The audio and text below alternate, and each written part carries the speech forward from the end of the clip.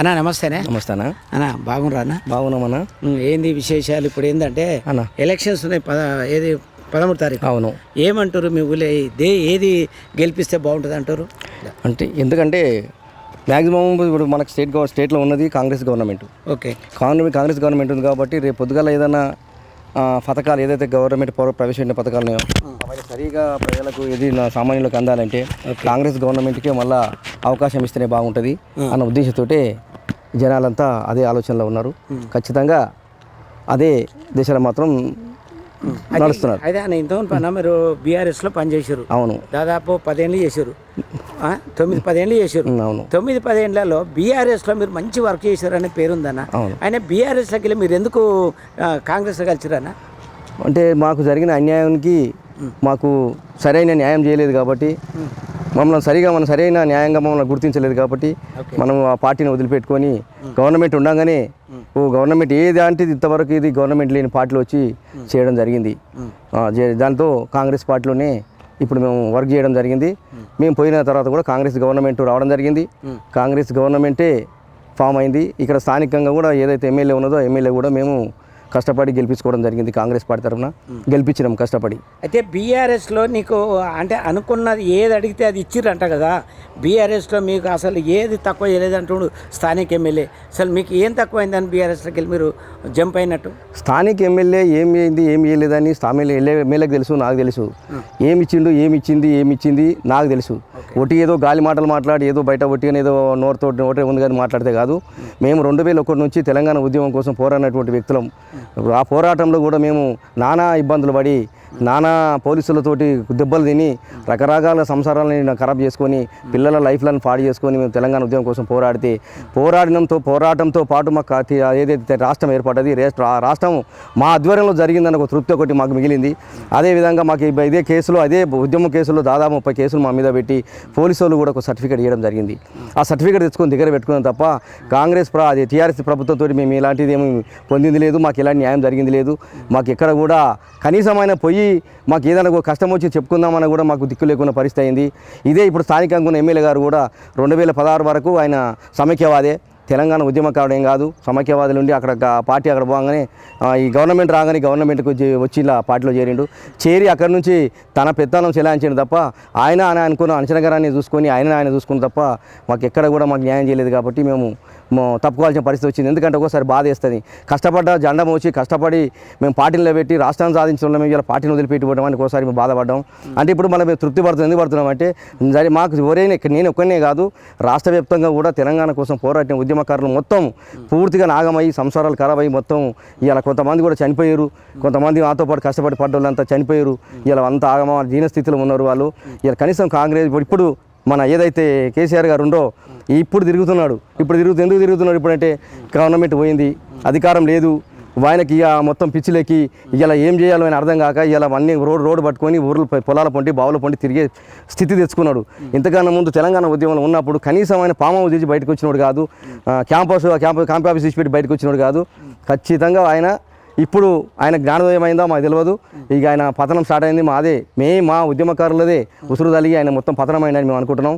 అదే ఖచ్చితంగా జరిగింది, అయ్యింది, అదే పోతుందని చెప్పి మేము అనుకుంటున్నాం. అయితే ఇప్పుడు ఆయన టీఆర్ఎస్ ప్రభుత్వంలో ఏది ముఖ్యమంత్రి ఉన్నప్పుడు ఎప్పుడన్నా పోయి వరి పొలాలు ఎండిపోయినాయి, ఈ నీళ్ళు ఎట్లా వస్తున్నాయి, రైతులను ఎప్పుడైనా అడిగిండి అన్నయ్య పోయి? ఎక్కడ కూడా ఎప్పుడు కూడా ఒక్క రైతును కానీ బ్రెయిన్ అడిగిన దాఖలు లేవు.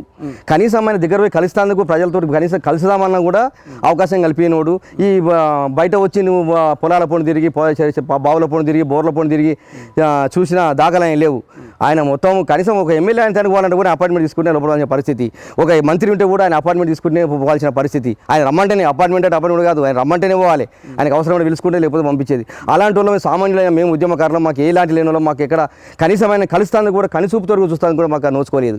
అంటే మేము అంత కష్టపడి ఆయన ఎంబడి తిరిగి ప్రతిదానికి ఆయన ఎంబడుండి తిరిగిన వాళ్ళమే మాకు ఇలా ఈ స్థాయి వచ్చింది. కాబట్టి మీకు ఏం చేయలేని విధులు ఉన్నది. కాబట్టి అందరినీ బయటికి పంపించి తెలంగాణ ఉద్యమ పార్టీ కాదు ఇది ఉద్యమం కాదు, ఇది పొలిటికల్ పార్టీ ఏర్పడదని చెప్పి ఎప్పుడైతే అన్నాడో ఆనాడు సంది ఉద్యమకారులు అందరినీ బయటికి ఎందుకంటే ప్రశ్నిస్తారు. తెలంగాణ కోసం పోరాడినాము, జెండాను మోసినామని చెప్పి ప్రశ్నిస్తారని చెప్పి ఉద్దేశంతో కావాలని అందరినీ బయటికి పంపించిండు. కానీ తప్ప ఇంకోటి కాదు. ఉద్యమ సమయంలో తప్ప ఆయన ఎంబడి తిరిగిరు మీరు. అసలు గెలిచిన తర్వాత ఒక్కసారైనా మీరు ఆయన కలిసి మీ బాధలు ఏమైనా చెప్పుకున్నారా? ప్రతిసారి పోయి కలవడం జరిగింది. ఆయనే కదా, ఆయన కుమారుడు కేటీఆర్ గారు ఉన్నారు కదా, కేటీఆర్ గారు కూడా ప్రతిసారి పదే కలవడం జరిగింది. పోయి కలిసినా ఎప్పుడు కూడా మాకు కనీసం కలవాలని కూడా, మాకు ఆయన దగ్గర పోవడానికి కూడా మాకు అవకాశం కలిపేయలే. ఆయన జడ్జి సెక్యూరిటీ ఎవరు అంటే ఆయన రావాలంటే పోవాలంటే చాలా కష్టం. మాకు బాడికి ఇట్లా తోసేసుకుని పోయే పరిస్థితి. అంటే అంతకన్నా ముందు ఏదైతే గవర్నమెంట్ రాకముందు దగ్గర కూర్చొని మాట్లాడుకున్న రోజులు, దగ్గర కూర్చొని మమ్మల్ని భుజాల మీద చేతులేసి కూడా ఉద్యమం టైంలో చేతిలో భుజాల మీద చేతులేసి కూడా నడుచుకుంటూ పోయి చెప్పిన చరిత్రలు ఉన్నాయి. అయినా ఈ తెలంగాణ గవర్నమెంట్ అయితే అది వచ్చిందో అప్పుడు పూర్తిగా ఆయనకు వాళ్ళ కుటుంబానికి అదొక రాష్ట్రాన్ని ఏర్పాటని అని అనుకోవట్లేము. రాష్ట్రం వచ్చిందే వాళ్ళ నలుగురు కోసమే, వాళ్ళ కుటుంబం కోసమే తప్ప ఇంకోటి కాదని మేము అనుకున్నాం. ఇట్లా అయితే ఇంకోటి ఇప్పుడు ఏంటంటే టీఆర్ఎస్ ఓడిపోయి కాంగ్రెస్ వచ్చింది. అవును. కాంగ్రెస్ వచ్చిన తర్వాత మీరు కాంగ్రెస్లో మీరు జాయిన్ అయ్యారు. కాంగ్రెస్ అయిన తర్వాత మీకు ఎట్లుందన్న ఇప్పుడు మేము ఏమంటున్నామంటే కాంగ్రెస్ గవర్నమెంట్ ఇచ్చింది, తెలంగాణ రాష్ట్రం ఇచ్చింది సోనియా గాంధీ గారు. అంతే సోనియా గాంధీ ఇవ్వకపోతే తెలంగాణ రాష్ట్రం వచ్చేది ఏం కాదు. ఆమె కాదు అనుకుంటే తెలంగాణ రాష్ట్రం ఇచ్చేది కాదు. ఇది తెలంగాణ కోసం పోరాడిన వాళ్ళు అందరూ ఎవరైతే కేసీఆర్ అంటే కూడా ఉండేటోడు కాదు, వెళ్ళిపోయేటోళ్ళే, అంత విచ్ఛిన్నం అయ్యేది. ఆమె దయవాది తెలంగాణ రాష్ట్రం వచ్చింది. వచ్చినాక కూడా ఆమె ఇక్కడ ఏదైతే మన తెలంగాణలోకి వచ్చి కాలు పెట్టి సోనియా గాంధీ గారు ఏమన్నారు, కేసీఆర్ గారు గుర్తించలేదు ఉద్యమకారులని. ఆమె వచ్చి సోనియా గాంధీ గారు వచ్చి వేదిక మీద ఏదైతే తుగ్గూడ వేదిక మీద ఆమె స్పష్టంగా చెప్పింది, తెలంగాణ ఉద్యమకారులను పూర్తిగా విస్మరించిండు, అన్యాయం చేసిండు. ఆ తెలంగాణ ఉద్యమకారులను నేను ఇచ్చిన తెలంగాణ ఇచ్చిన రేపు పొద్దుగాల ఏది బహుజన తెలంగాణ వస్తుందని చెప్పి నేను అనుకున్నా. కాకపోతే ఇలాంటి పరిస్థితి నలుగురే నా కుటుంబం పోలే వెళ్తారని అనుకోలేదు. నేను ఖచ్చితంగా ఉద్యమకారులకు న్యాయం చేస్తా, వాళ్ళని కడుపులో పెట్టి దాచుకుంటా, వాళ్ళ సరైన పెద్దపీట వేస్తా. దాంతోపాటు వాళ్ళు కష్టపడ్డారు, నష్టపోయారు, అన్ని రకాలు అయ్యారు. కాబట్టి ఒక్కొక్కరికి తెలంగాణ ఉద్యమం కోసం పోరాడిన ప్రతి ఒక్కరు 250 గజాలు కూడా ఇస్తా అని చెప్పి ఆ వేదిక ద్వారా ఆమె ఇస్తుందా ఇయ్యదా తెలియదు. కానీ తర్వాత ఖచ్చితంగా ఆ మాట అన్నది కాబట్టి మేము దానికి ఆఖరి స్థితిలో అయినాం. ఎందుకంటే కనీసమైన మేము ఏ జేఎన్ఎల్లో మేము మాకు ఇలా గుర్తుపట్టింది, ఆమె గుర్తించి ఇలా మాకు అది ఇస్తున్నది. కాబట్టి ఆ తృప్తితో మేము ఆమెకు ఆకర్షితులమై మేము ఇలా కాంగ్రెస్ పార్టీలో చేరినాం. కాంగ్రెస్ పార్టీలో తిరిగి తెలంగాణ ఉద్యమం కోసం ఎలాంటి పోరాడినామో కాంగ్రెస్ పార్టీ కోసం కూడా ఏమి లేని కాంగ్రెస్ పార్టీని కూడా పోరాడి ఇలా కాంగ్రెస్ పార్టీని గెలిపించుకున్నాము. ఇక్కడ స్థానికంగా ఇబ్రాహీంపట్నం నియోజకవర్గంలో కూడా కనీసం కాంగ్రెస్ ఇలా కనుమరుగు అయిపోయింది.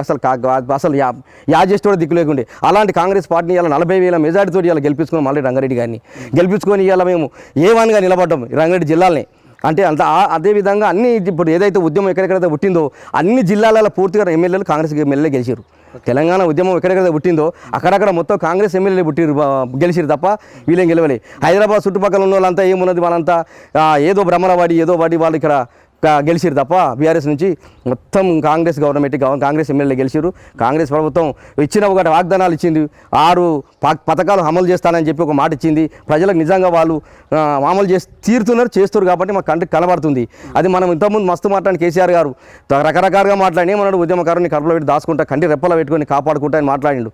ఇలా తీసి ఎక్కువ తీసుకుపోయి వేసిండు, కాంట్రాక్ట్ కూడా కన్వర్ట్ చేసిండు. అదేవిధంగా రైతులకు ఖచ్చితంగా నేను ఏదైతే రుణమాఫీ ఉందో రుణమాఫీ నేను మాఫీ చేస్తున్నాడు. ఎక్కడ రుణమాఫీ కూడా మాఫీ చేసిన దాకా లేదు. రైతు బంధు వేసిండు. రైతు బంధు ఎవరికి వేసిండు, 100 ఎకరాలకి వేసిండు తప్ప ఇక సామాన్యునికి 5 ఎకరాల రుణానికి ఉపయోగపడలేదు. ఉన్న రాష్ట్రంలో ఉన్నంత పెట్టుబడి ఇలా మంచి మిలుగు బడ్జెట్ 16,000 కోట్ల మిలుగు బడ్జెట్ తోటి రాష్ట్రం మనకు ఏర్పడ్డది. ఆ మిలుగు బడ్జెట్ రాష్ట్రంతో నువ్వు ఎట్లా చేసుకోవాలని ఒక సంసారం కొత్త ఇల్లు ఏర్పడడం కాబట్టి ఏ విధంగా అయితే నువ్వు సంసారం దిద్దుకోవాలనే దాని మీద నువ్వు ఆలోచన చేయకుండా ఇష్టం వచ్చినట్టుగా పంచి మీరంతా తీసుకొని తిని ఇలా మొత్తం దివాలు తీసే పరిస్థితి రాష్ట్రాన్ని తీసుకొచ్చారు. కాబట్టి ఖచ్చితంగా ఇలా అందరికి జనాలు కూడా అర్థమైపోయింది. ఇలా పూర్తిగా నిన్ను ఎంత పెద్దగా నువ్వు స్థాయి ఎదుగునని తీసుకొచ్చి ఇలా హిమాలయాల చిల్లర పడిగినట్టు పడేసారు జనాలు. దాన్ని దృష్టిలో పెట్టుకో. ఈ కాళేశ్వరం ఎట్లయితే నువ్వు కట్టించినావు 1,000 కోట్లు ఎట్టు కట్టించినావు, కాళేశ్వరంలో తీసి నేను ముంచిరు జనాలు. ఇలా విషయం నువ్వు ఒకసారి గుర్తుంచుకోవాలి. నేను ఇది చేసినా అది చేసినా వచ్చింది ఇలా ఎంత 120 రోజులు ఏది కాంగ్రెస్ గవర్నమెంట్ ఇది అమలు చేయలేదు, అది అమలు చేయలేదు ఎందుకని మాట్లాడతారు? 10 సంవత్సరాలు నువ్వు అమలు చేసింది ఏమో చూపించండి. మేమే కదా ప్రత్యక్ష సాక్షులు, మేము నీ ఎంబడున్నోళ్ళం. నువ్వు ఏం చేసినావో చెప్పు, మేము చెప్తాం రమ్మానండి. ఇలా బీఆర్ఎస్లో మాట్లాడుతూ వాళ్ళంతా వలసవాదులు, వచ్చిన వాళ్ళంతా సమైక్యవాదులు ఇలా మాట్లాడుతారు. ఎందుకంటే అవకాశానికి వచ్చినారు కదా, పదవి కోసం అనుభవిస్తానికి వచ్చారు కదా, ఇలా అట్లే మాట్లాడతారు. మాట్లాడమండి, మేము చర్చకు వస్తాం, సిద్ధంగా ఉన్నాం. మేము ఉద్యమకారులం అందరం చర్చకు వస్తాం. ఏం చేసావో చెప్పు, ఎవరికి ఏం న్యాయం చేసావో చెప్పు.